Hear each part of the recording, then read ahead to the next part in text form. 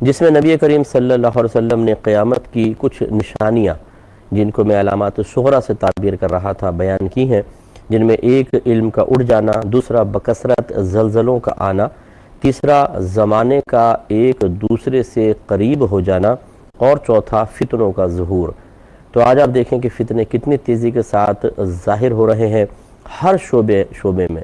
دین کے اندر دیکھ لیں فتن ہی فتن ہیں، اور دین کے باہر آپ دیکھ لیں آج ایسے سے لوگ آ گئے ہیں کہ جو اکابرین سرکار صلی اللہ علیہ وسلم کے دور سے لے کر آج تک اکابرین جن اعمال و افعال پر رہے، جن عقائد کو اختیار کر کے رہے، ان عقائد کو مطلب غلط کہا جائے، ان افعال کے اوپر تنقیدیں کی جائیں۔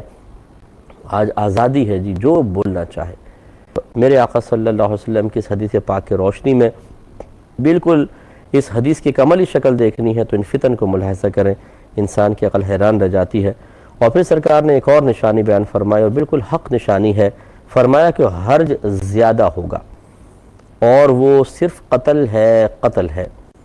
ایک روایت میں ہے کہ سرکار نے فرمایا کہ حرج عام ہو جائے گا، اور تم جانتے ہو حرج کیا ہے؟ صحابہ نے عرض کی کہ نہیں، فرمایا وہ قتل ہے۔ تو آج آپ دیکھیں قتل عام ہو گیا کہ نہیں ہو گیا۔ اور یہ بھی ایک سرکار صلی اللہ علیہ وسلم نے قیامت کی نشانی بیان فرمائی کہ آخری زمانے میں جو قتل کرنے والا ہوگا اور مقتول ہوگا، قتل بہت زیادہ ہوگا، اور قاتل و مقتول دونوں جہنم میں جائیں گے۔ تو اور ایک روایت میں سرکار نے فرمایا کہ قتل کرنے والے کو نہیں پتہ ہوگا میں کیوں قتل کر رہا ہوں، نہ مقتول کو پتہ ہوگا کہ مجھے کیوں قتل کر رہا ہے۔ تو اس طرح بہت ساری روایات سرکار نے بہت ساری باتیں بیان فرمائی۔ تو آج دیکھیں بات پہ قتل ہے، اور کتنی زیادہ تیزی کے ساتھ۔ یہ تو جو ہم مطلب میڈیا پہ خبریں دیکھتے ہیں، حقیقتاً یہ جو کچھ ہو رہا ہے اس کا میرے خیال میں 2% 3% ہوگا، ورنہ بہت کچھ ہوتا ہے جو اخباروں تک یا خبروں تک پہنچ نہیں پاتا ہے۔ یہ تو آگے فرمایا کہ تم میں مال بہت زیادہ ہوگا، پھر وہ لوگوں میں پھیل جائے گا۔ ابھی چونکہ سرکار عربوں سے خطاب کر رہے ہیں، صحابہ سے خطاب کر رہے ہیں، تو اول مخاطبین تو وہی ہیں۔ تو آپ دیکھیں کہ ایک وہ دور تھا جس میں صحابہ کرام قلیل مال اپنے پاس رکھتے تھے، اور بڑی ہی مطلب فقیرانہ سی اختیاری فقر کے ساتھ زندگی گزارا کرتے تھے۔ لیکن آج انہی عربوں کے پاس آپ دیکھیں مال کتنا ہے۔ میرے آقا صلی اللہ علیہ وسلم نے بالکل صحیح فرمایا کہ تم میں مال بہت زیادہ ہوگا، اور پھر وہ سب میں پھیل جائے گا۔ ایسے ہی ہے، دیکھیے اب وہ زمینیں جو بالکل کوڑیوں کے مول تھیں، لیکن اب وہاں پہ ہوٹلز بن رہے ہیں، اب وہاں بڑے بڑے پلازا بن گئے ہیں، اور شاپنگ سینٹرز بن گئے ہیں۔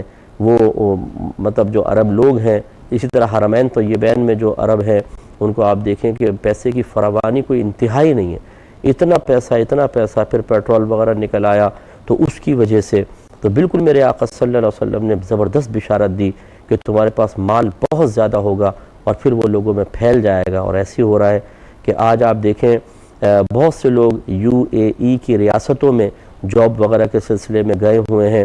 اسی طرح سعودی عرب میں دیکھیں کتنے غیر وطنی وہاں پر وہاں کے کفیلوں کے ساتھ مل کر دکانیں چلا رہے ہیں اور دیگر کام کر رہے ہیں۔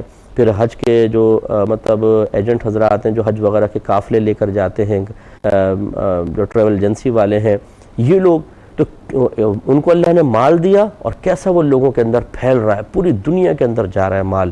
تو میرے آقا صلی اللہ علیہ وسلم نے بالکل حق بشارت عطا فرمائی۔ بالکل اللہ کا کتنا بڑا کرم ہے کہ اللہ تعالیٰ نے بغیر میری آپ کی طلب کے ہمیں اسی نبی کی امت میں اور مسلمان بنا کر پیدا کر دیا۔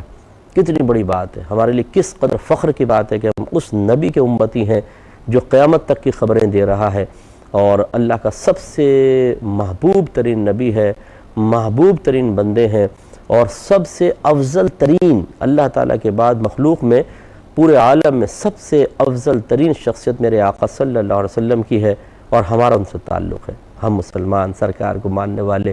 یہ کتنی بڑی نعمت ہے، اس کو محسوس کریں، اور اللہ کی بارگاہ میں ہو سکے تو کبھی کبھار تازہ وضو کر کے 2 رکعت نماز بطور شکرانے کے ادا کر لیا کریں کہ اللہ تیرا بڑا شکر ہے کہ تو نے بغیر طلب کیے اپنے حبیب کی امت میں اور مسلمان بنایا۔ پہلی امت میں بھی پیدا کر سکتا تھا، کسی کافر کے گھر میں بھی پیدا کر سکتا تھا، کیا ہم اللہ کا کچھ بگاڑ سکتے تھے؟ نہیں۔ اور کیا یہ اللہ کا ظلم کہلاتا؟ نہیں، یہ عدل کہلاتا۔ لیکن اللہ تعالیٰ نے ہمارے ساتھ عدل کے ساتھ نہیں، فضل کے ساتھ معاملہ فرمایا کہ ہماری بغیر طلب کے، بغیر ہماری کسی ڈیمانڈ کے اور بغیر ہمارے کسی ذاتی کمال کے ہمیں ایک مسلمان گھرانے میں اور اپنے حبیب کی امت میں پیدا فرمایا، تو یہ بہت بڑا لمحہ اظہار تشکر ہے، ہمیں شکر ادا کرنا چاہیے۔ جیسے